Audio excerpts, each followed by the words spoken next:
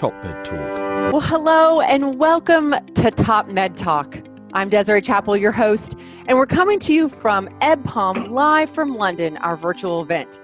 It's been a great conference so far. We're on day 2 with amazing pre-recorded lectures from world authorities, and we have had live panel chats with all of them as well. It has been 24/7 connection for the EBPOM world. Now, stay tuned for some amazing entertainment coming up and the first ever Palooza. What is Palooza, you may be asking yourself? Well, here to tell us more and staying true to the virtual nature of our event is our editor-in-chief of Top Med Talk in London, England. Just got home from day 2, Monty Mythen. Hello, Monty. It's really great to see you.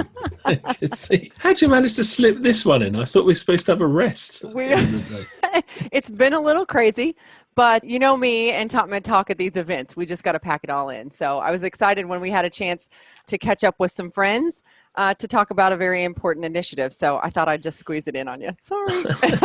Well, thanks for that. Everyone at home is very, very grateful. But it's good to be. I just have to say how well the whole thing is going. So thank you to everybody. Thank you to the thousands of people who are joining in. Yeah. What an amazing event. It is. Well, Monty, I mentioned Palooza. Please tell our listeners what we mean.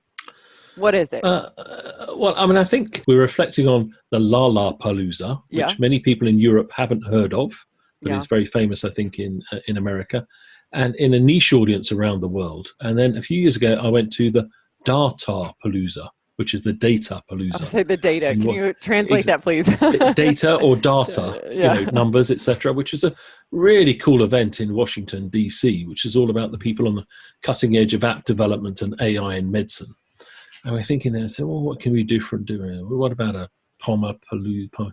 What about a POC Palooza, which is, a perioperative care Palooza? It's a bit tortured, but it seems to be going down well so far. We had fun with the names. And as part of that, we got a T-shirt now, so it must be real. We've got a hashtag, so it must be real. Absolutely. And we're going around the world with it. So we're doing 24/7. Let's connect with people in perioperative care around the world. And while we're at it, let's raise some money for our friends and colleagues in Africa. We think it's hard dealing with COVID-19 in our very well-resourced world. Yeah. But listen to those stories from Bruce Bickard and his colleagues in Africa. The African Perioperative Research Group endeavours are quite extraordinary, and a little goes a long way. So we're raising money for them. We are. There'll be more details to follow. I'll kind of, when we wrap up, I'll signpost you guys of where you can go to contribute to that. So very, very worthy cause. We're so excited to be doing the first ever Palooza, our first ever fundraising that we've been doing it's the African Perioperative Research Group. So please stay tuned for all of that. So very, very exciting. Monty, are you happy? I think happiness. I think it's it feels a bit like being dad at childbirth. I think it all seems to be going well so far. Yeah. We're excited, and we're looking forward to a terrible thing to say we're looking forward to it being over, but at the end of it, it's been everyone's worked so hard to pull it together. Everyone's been so generous. Yeah. I think it's going really, really well. Yeah. And I'm a bit, like all of us, a bit tired now, but also extremely excited. So we're looking forward to the whatever you do when the baby is finally born moment. Well, we're definitely celebrating. And like Monty said, thank you to everybody that's contributed. Well, Monty, I wanted to take this opportunity and, like I said, squeeze this last little podcast in to catch up with some friends, leadership from Medtronic, to discuss some of the work that they did and have been doing and will continue to do during COVID. So joining us first is our friend Michelle Jones, who is the Senior Director for Global Marketing at Medtronic. Michelle, it is so wonderful to see you. Thank you, Desiree. Monty, hello. It's such a pleasure to join you at EBPOM 2020 live from London. It's an exciting opportunity for all of us. We're so excited to be able to share a little bit about what we've been doing. So since the outbreak of COVID-19, Medtronic's been communicating with a lot of clinicians as well as public health authorities to really better understand the emerging issues relevant to the care of these patients in this really rapid evolving time as we continue to learn and continue to adjust as we learn. And our priority as Medtronic will continue to be really looking at the safety and well-being of not only our employees, our clinicians, but then also the patients that our clinicians are serving and relying on our solutions that we offer. So first and foremost, I'd like to introduce our Vice President and General Manager of Patient Monitoring, and that is Frank Chan. And I'd also like to introduce our Vice President of Regulatory and Development, Jason Case. Frank and Jason, thank you so much for joining us. This is a great pleasure to be able to have a chat with you guys virtually. Thanks, Desiree. It's great to be here. Thank you so much for inviting us. And Monty, nice to see you again. Thank you so much for Michelle for introducing. Maybe we can catch up with you at the end. So I wanted to first chat with Frank just a little bit. Frank, I know that a fun little fact about you that whenever we met you back in February, you're a mechanical engineer with graduate degrees in biomedical engineering. And one of the things that you told us whenever we first met is that you've worked on every joint in the body that can be touched. And I thought that was so interesting. That was a long time ago. You know, you think of careers and lives, and you think of the different phases. And I sort of started off life in medical technology as an orthopedic bioengineer. That's where that story comes from. Where I've worked and I've designed every moving joint in the body with the exception of the TMJ. But as life has it, things change and jobs change, and you take different directions. And so that was early on. I feel like I'm the master of none at this point. Well, I don't believe that's true. Frank, one of the other things that whenever we first met that I found very interesting is that you're talking in your role about really helping move the needle in transformation of your organization there, and how you've really worked to do that. Can you tell us just a little bit more about that? Maybe I'll start with just describing the corporation as a whole. Yeah. So Medtronic is a global technology company, and we're focused on technologies and solutions to address chronic conditions, acute patient condition management. And so we've got a mission that was developed about 60 years ago and is still in effect today, and essentially is to alleviate pain, restore health, and extend life. And it's an obligation that we have to our customers, both of you and others, your patients, and then the community. So I have the pleasure of leading Medtronic's business called Patient Monitoring, which really focuses on providing technologies that provide data, insights, early warning to help you as caregivers manage your patients better, to eventually reduce complications that are dangerous and costly and reduce overall costs for the healthcare system. So that's a little bit about what we do. Frank, I'll come back to you here in just a moment. I wanted to chat with Jason very quickly just to get a little bit more about his background. Now, Jason, tell us, first of all, your role there tell us again your role there at Medtronic. Yeah, so I lead the research and development organization as a part of Frank's group. So focused on designing and developing the solutions we provide. Okay. Well, fun fact about Jason is that you hold 29 patents. Oh, that's a true statement.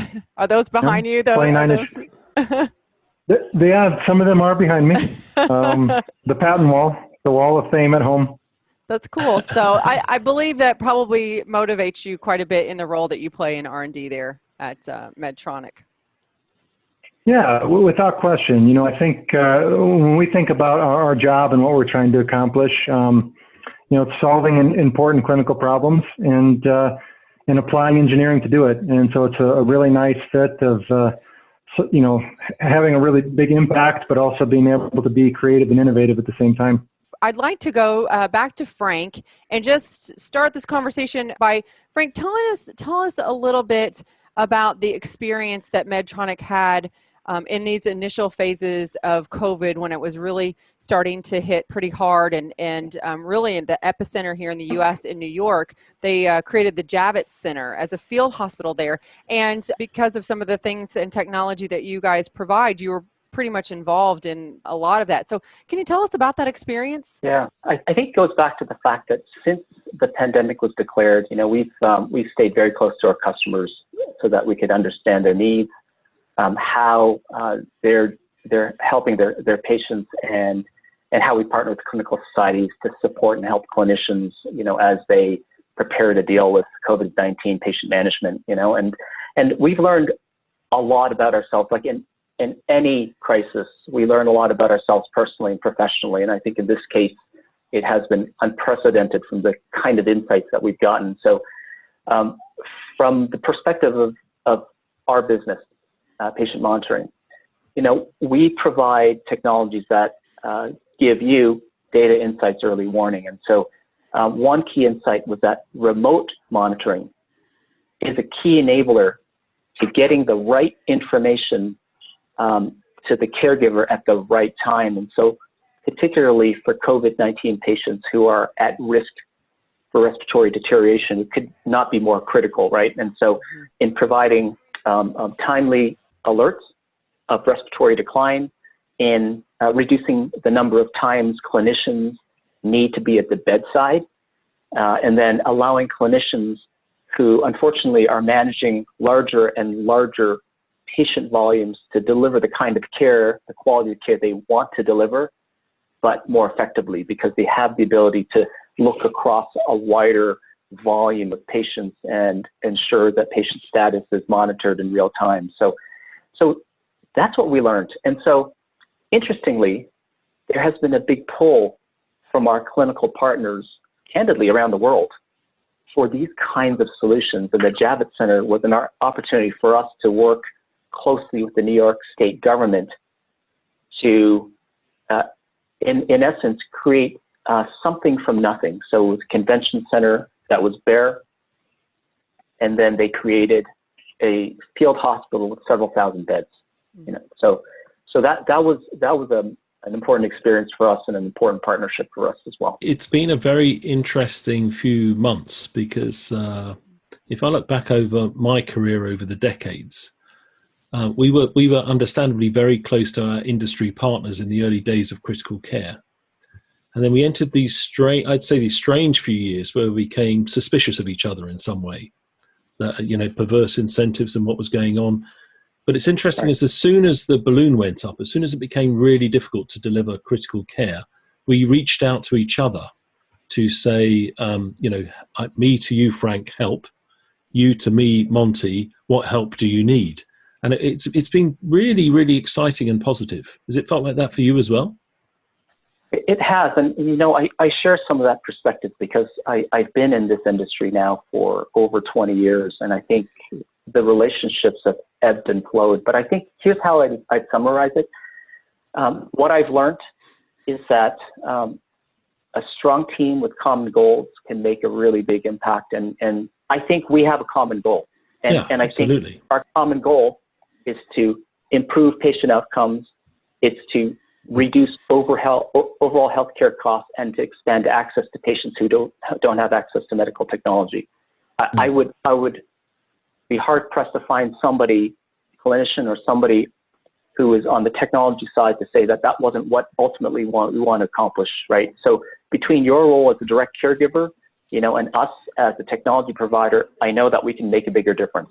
Jason, I wanted to talk to you specifically about what the setup and implementation was like, because I can't imagine, trying to put something like this together in just such a quick, short amount of time. So tell us about that. I'll start from the beginning. The Javits Center started as an overflow for patient care in general, and then there was a move to convert it to a COVID-19 overflow center. And we got a call the week before Easter Sunday from Governor Cuomo's office and asking if we could play a role in this with our solutions. And what I'll say is, and by the way, the Javits Center, as we engaged it, it's just a big open room and happens to have a network. And so that's where you start from, right? And engaging in partnership, the state had already been mobilized on creating the rooms and how they were going to intake patients. And our role was really just to deploy that critical respiratory monitoring. And then, as Frank mentioned, the remote side of it. And for us, the impact in our ability to say yes and pull it off was driven by some of the progress we've made. We've been thinking about lighter software-oriented solutions, and we had a solution that we could actually deliver remotely and install it on a local network, as opposed to having to bring in a lot of additional extra hardware. And so that was the approach we took. We were able to exercise some of those muscles. We deployed over Easter weekend, so 2 days, 400-bed remote respiratory monitoring solution at the Javits Center. And in fact, the first go live on Easter Sunday, we got a note right away of 6 patient saves. So it's really rewarding, not only the ability to serve that need quickly, but to already have feedback that it's making a difference. So it was a really powerful experience. Can I ask you about trust in that? So, and by trust, I mean, usually when we get into procurement cycles and purchasing and invoicing and checking, it feels like years can pass before a box gets delivered. It felt to me, we had a similar experience in London with our Nightingale hospitals. It felt as though we could ring up friends who would ring the CEO, the CMO, the CFO, whatever it is, and they said, we got you. We'll load the trucks. We'll send them round. We're in this together and we trust you. It'll be fine. Yeah. Was it really like that? Was it really like a weekend and said, everyone stand down, just do the right thing? Yeah. Well, I'd say it even started before that. You mentioned contracting. We went to work Monday after the phone call, nothing in place, just saying, we got a problem. Here's the situation. How are we going to figure it out together? And allowed us to prepare for that, not only prepare for that install, but we were already actively engaged with IT, already actively remotely surveilling the system, all without that contract in hand as an example. So very much like that, problem to solve, and we can do it together. And so it's a really neat experience. Thank you, for sure. That's an amazing story. Jason, for us as clinicians, can you break it down when you say like the remote, remote surveillance and things like that? Break it down. What does that actually mean for me if I'm in the Javits Center? How am I utilizing that support? That's a great question. So what we had did was in setting up the system, essentially we were creating pods of care that were up to 40 patients. There'd be 40 beds, and we would have a central station that could surveil 40 beds at one time. And then we replicated that over and over. And then we also had all of those stations would aggregate into one command center where you could see all of the beds in one place. So you kind of had this hub and spoke model of surveillance. And the net sum of it was, I think it was 20 clinicians could monitor 400 patients, 20 to 40. So it's, a pretty neat thing. Well, absolutely. I mean, when you're down on staff, I mean, it's would be critical to be able to do something like that. Monty, do you have a question? Or? I was going to say, Jason, we all think, we hope that these sort of dramatic changes are going to stick. Maybe not completely, but at least in part. We're not going to go back to where we were from many different perspectives, from flying around the world, from physical conferencing, but, from accepting the fact that technology is there to help. Do you think it'll stick? That's a loaded question. You can only answer that one way, but you know what I mean. We've been there before, where it seems like a great idea for a weekend in COVID. Yeah, and I was going to say too. I mean, how do you see this being implemented in a hospital per se versus this field area? Rolled it out everywhere. Yeah, totally.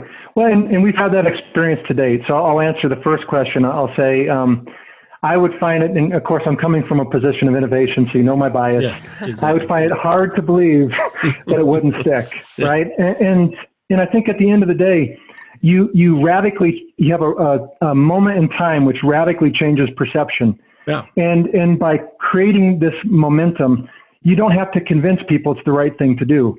It's just obvious. And then once you have it, you realize, oh, it was the right thing to do. The convincing's gone.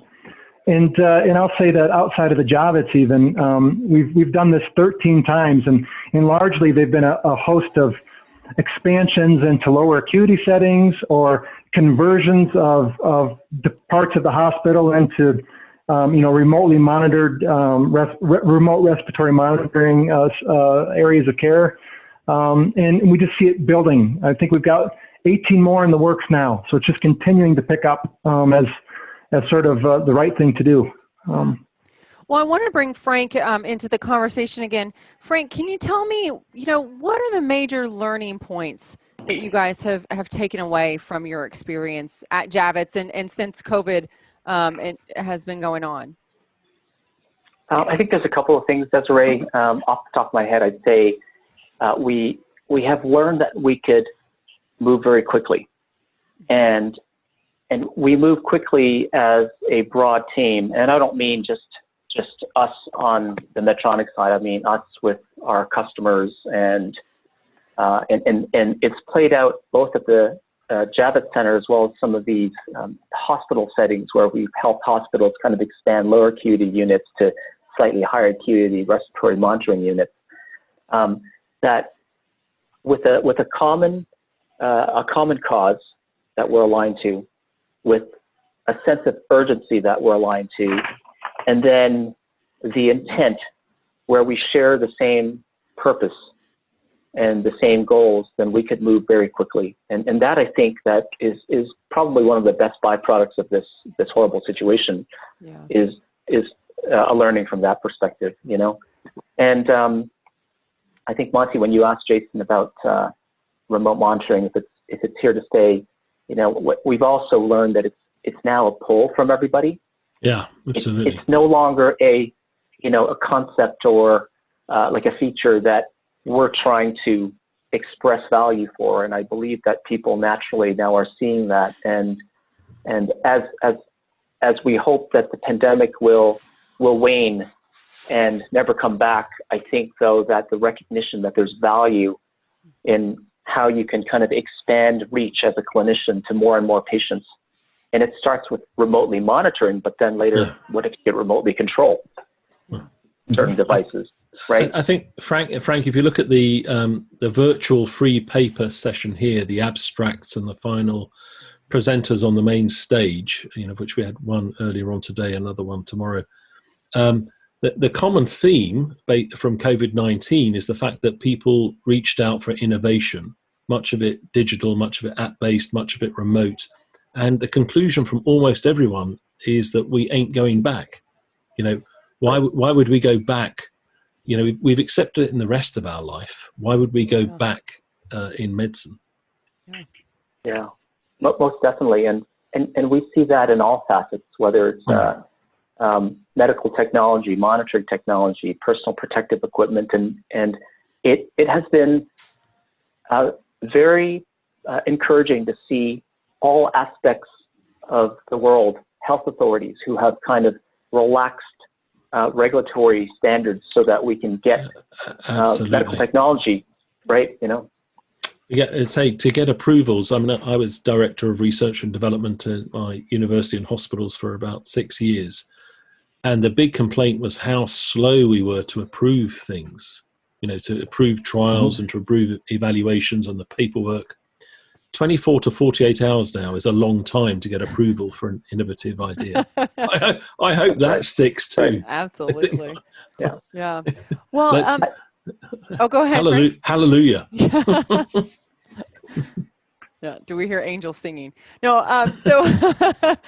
Well, Frank, in our last couple minutes here, I want to ask both you and Jason, but I'll start with you.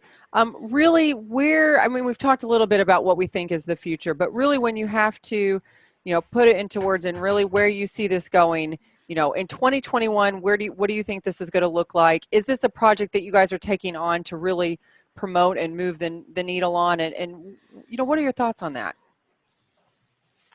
When you refer to a project, you're talking about rapidly deployed respiratory care units. Is that?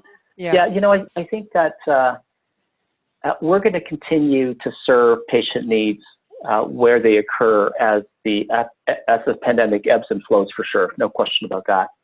But I think what we're learning from this experience is there a way to serve the underserved?